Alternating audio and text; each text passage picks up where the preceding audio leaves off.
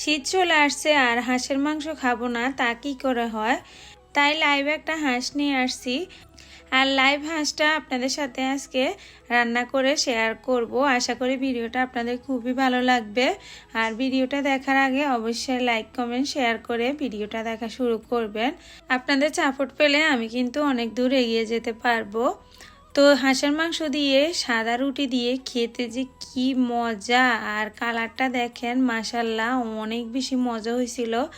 রান্না শেষ করে এই যে গরম গরম হাঁসের মাংস দিয়ে ভাত খেতে বসে গেলাম। এত ইয়ামি ছিল, সাথে যদি এরকম লেবু সালাদ থাকে তাহলে তার কোনো কথাই নেই।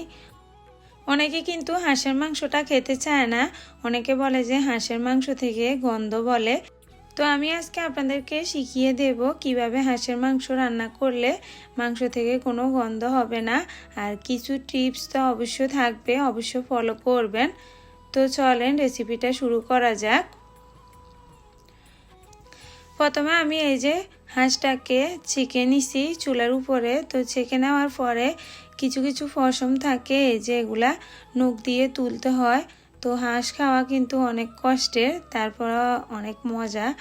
এই যে দেখেন মাংসগুলা মাশাল্লাহ কি সুন্দর, মাংসগুলা কি লাল ছিল, মনে হয় যে গরুর মাংস। তো এখানে আমি আজকে হাঁস রান্না করব সরিষার তেল দিয়ে। হাঁসের মাংসটা কিন্তু সরিষার তেল দিয়ে রান্না করবেন, এটা কিন্তু অনেক মজা। প্রথমে এই যে তেলটা গরম হয়ে গেছে, এরপরে আমি এখানে দিয়ে দিলাম 2টা তেজপাতা, 4-5টা দারচিনি আর 7-8টার মতো এলাচ আর 5-6টার মতো হচ্ছে লবঙ্গ দিয়ে লবণ দিয়ে ভালো করে এটাকে মিক্স করে নিতেছি হালকা বাদামি কালার হওয়া পর্যন্ত। এরপরে এই যে মাংসগুলোকে ধুয়ে সুন্দর করে এই যে ক্লিন করে নিছি। আর এই যে পেঁয়াজটা ব্রাউন কালার হইতেছে, এই পর্যায়ে আমি দিয়ে দেব এখানে 4-5টার মতো শুকনা মরিচ। শুকনা মরিচটা অবশ্যই দিবেন, আমি যে টিপসগুলো দেখিয়ে দিতেছি এগুলো অবশ্যই ফলো করবেন, তাহলে দেখবেন যে হাঁসের মাংসটা অনেক বেশি মজা হয়। তো এখানে আমি দিয়ে দিলাম 1.5 টেবিল চামচ পরিমাণ আদা বাটা, 2 টেবিল চামচ পরিমাণ রসুন বাটা দিয়ে ভালো করে মিক্স করে নিতেছি।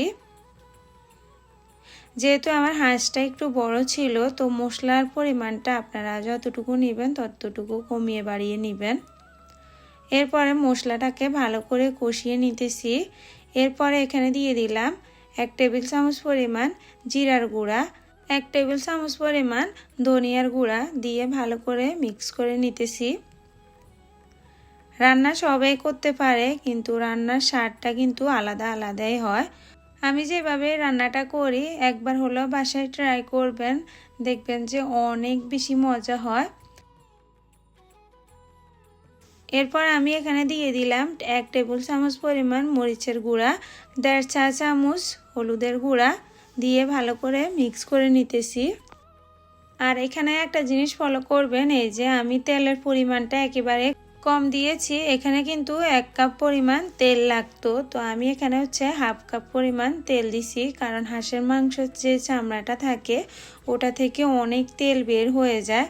আর যদি আমি 1 কাপ পরিমাণ তেল দিতে যাই তাহলে কিন্তু অনেক তেল হয়ে মাংসের স্বাদটা কমে যাবে। তো অনেকে কিন্তু আগে অনেক তেল দিয়ে দেয়, এই জন্য হাঁসটা তেল তেল ভাব হয়ে যায়, খেতে আর মজা লাগে না। এরপরে আমি এখানে একটা ঢাকনা দিয়ে দিলাম।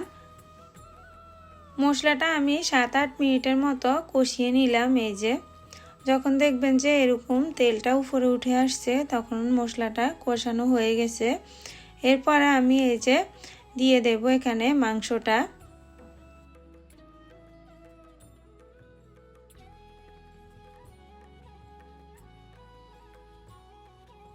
একেবারে তাজা হাঁসের মাংস রান্না করলাম, অনেক বেশি মজা। আর ফ্রিজে রাখি নাই, ফ্রিজে রাখলে কিন্তু মাংসটা অন্যরকম লাগবে, আর একেবারে তাজা তাজা রান্না করলে কিন্তু অনেক বেশি টেস্ট হয়। আর মাংসগুলা দেখেন কি সুন্দর, আর মনে হয় যে একেবারে গরুর মাংসর মতো একেবারে লাল লাল, অনেক সুন্দর আর অনেক মাংস হয়েছে। এই যে দিয়ে ভালো করে মিক্স করে দিতেছি। এর পাকে আমি কিন্তু এখানে 4-5টার মতো কাঁচামরিচও দিয়েছি। তো কাঁচামরিচ আর শুকনো মরিচের সুন্দর একটা ঘ্রাণ আসে, এটা দিবেন। দিলে দেখবেন যে হাঁসের মাংস খেতে অনেক মজা হয়। তো আমি আজকে হাঁস ভুনা করব, একেবারে ঝোল কম রেখে ভুনাটা করব। এরপরে একটা ঢাকনা দিয়ে ঢেকে দেব 10 মিনিটের জন্য। 10 মিনিট পর আমি ঢাকনাটা তুলে দেখাবো।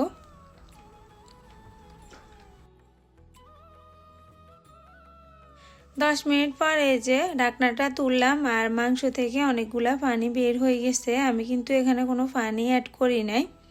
তো যে পানিটা আছে এই পানিতে কিন্তু মাংসটা আমি 20-25 মিনিট ধরে কষাবো। যত বেশি কষাবেন মাংসটা তত মজা হবে। আর মাংস থেকে যদি কোনো গন্ধ থেকে থাকে তাহলে কিন্তু চলে যাবে। তো আবার আমি ঢাকনা দিয়ে ঢেকে দেব 10 মিনিটের জন্য।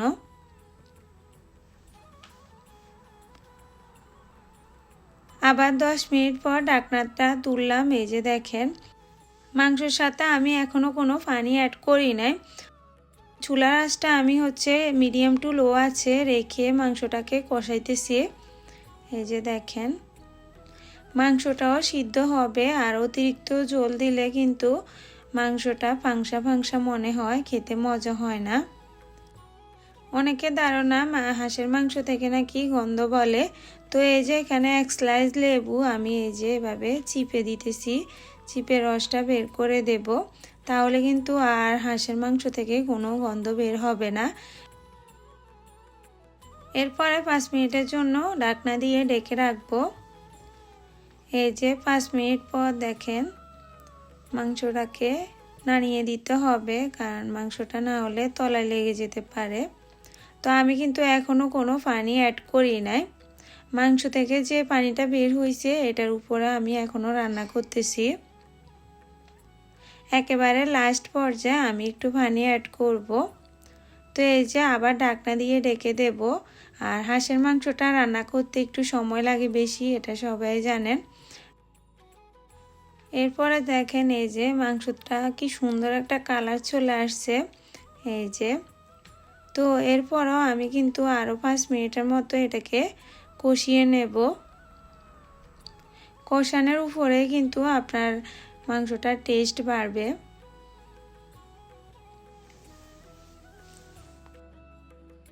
এরপরে এই যে লাস্ট পর্যায়ে আমি এখানে 2 কাপের মতো পানি অ্যাড করে দিলাম। এই যে অতিরিক্ত পানি দিতে যাবেন না, না হলে কিন্তু মাংসগুলা ছাড়িয়ে যাবে। তো মাংস আর পানি এই যে দেখেন সমান সমান। তো এরপর এই যে 10 মিনিট পর এই যে দেখেন মাংসের কালারটা আর মাংসটাও সিদ্ধ হয়ে গেছে অলরেডি।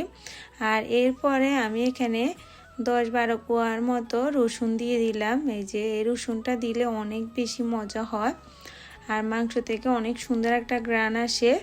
এরপর এখানে 4-5টার মতো কাঁচামরিচ দিয়ে দিলাম। জালটা আপনাদের মন মতো করে দিবেন। হাঁসের মাংসে কিন্তু জালটা বেশি হলে মজা হয়। তো লাস্ট পর্যায়ে আমি এখানে দিয়ে দিতেছি টালা জিরার গুঁড়া, এটা অবশ্যই দিবেন। এটা দিলে কিন্তু মাংসের টেস্টটা অনেক গুণ বেড়ে যায়। এরপর আমি এই যে 2 মিনিটের মতো রান্না করে নিলাম। এরপরে এই যে দেখেন ফাইনাল লুক, কতটা ইয়ামি আর কতটা টেস্ট। কালারটা দেখেন জাস্ট। আর এই যে দেখেন একেবারে মাখা মাখা, একেবারে বুনা বুনা। এটা দিয়ে সাদা রুটি দিয়ে খেলে কি যে মজা। পরের দিন সকালবেলা আমি এই যে রুটি দিয়ে খেয়েছি, অনেক টেস্ট ছিল। এই যে কালারটা দেখেন। তো আজকের রেসিপিটা আপনাদের কাছে কেমন লাগলো অবশ্যই কমেন্ট করে জানাতে ভুলবেন না। আর যারা আমার পেজ থেকে ভিডিওটা দেখতেছেন অবশ্যই পেজটাকে ফলো করে দিবেন। আর যারা ইউটিউব চ্যানেল থেকে ভিডিওটা দেখতেছেন অবশ্যই চ্যানেলটাকে সাবস্ক্রাইব করে দেবেন। এই যে দেখেন কতটা লোভনীয় দেখা যাইতেছে। এই যে সাদা ভাত, রুটি, পরোটা জাস্ট জমে যাবে। এই যে পোলাওর সাথেও অনেক বেশি ইয়ামি হবে। তো সবাই সুস্থ থাকবেন, ভালো থাকবেন। পরের ভিডিওতে দেখা হবে। আজকে পর্যন্ত আল্লাহ হাফেজ।